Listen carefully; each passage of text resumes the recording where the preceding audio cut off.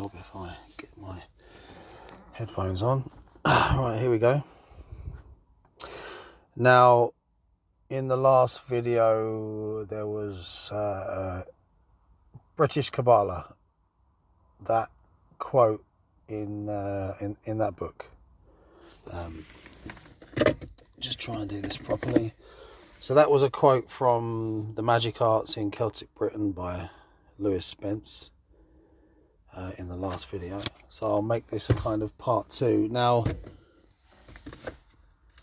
I've got a mate who's a bit of a scholar professionally. So I whacked this up on a private forum and I said, well, I can't find the original poem. And he managed to track down fragments of this poem because it looks like perhaps this poem does exist in fragments and it's difficult to track down these kind of scattered partial translations. But he's found a book, 1809, The Mythology and Rites of the British Druids, I think it might be called. That's the title in the left-hand corner. And trying to remember the guy's name. Edward Davies, that's it. By Edward Davies, 1809. So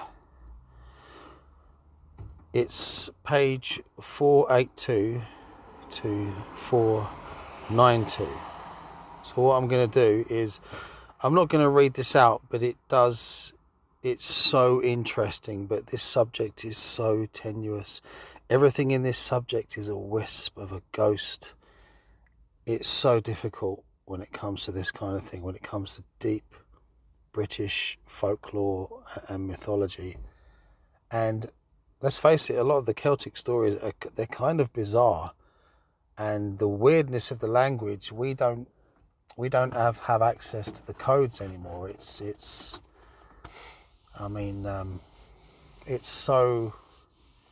been such a long time and there's been so much damage and so much loss. And it's so sad. But if I go through these pages, anyone that cares can just pause the video and read them. So I shall do that now.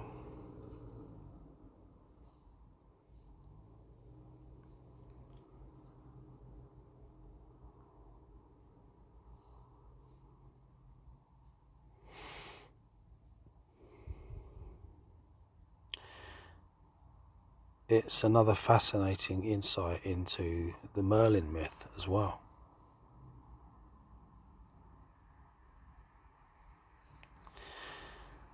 But there is one particular line which, when I see it, I will pick it out.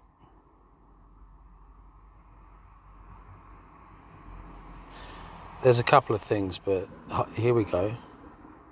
Stanza 16. Half appearing maid.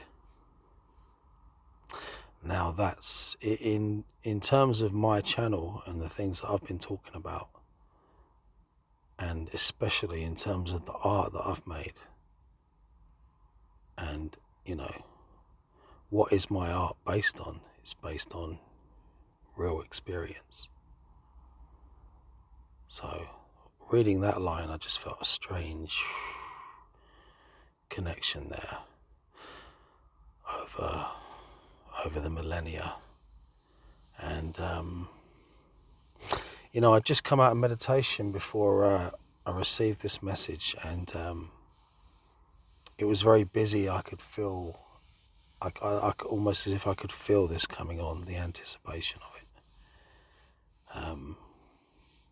Something in the trees nearby. So that, for me, I can't, impart that to your mind, but for me, that adds extra weight and mystery to that line. Now, there's another thing that's interesting. If you were to go through and pause this and read it, in terms of the raven-clad being banned from ascending the branches of the tree, something like this.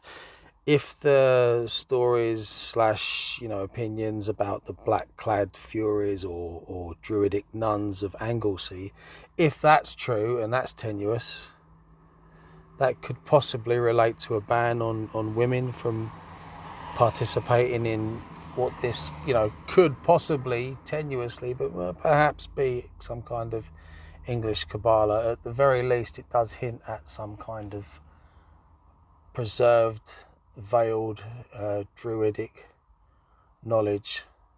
So, I mean, for me, it does speak of some kind of system, obviously involving the apple tree, and almost like a kind of British Yggdrasil, that kind of thing.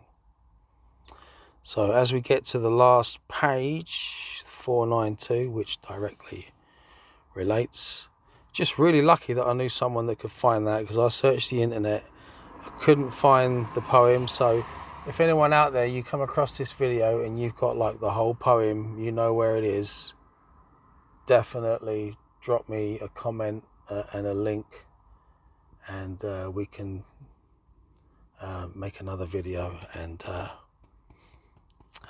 just nerd right out on this amazing, wonderful, deep, just these fragments of a hint of a view into the deep past, into the druidic mindset, which is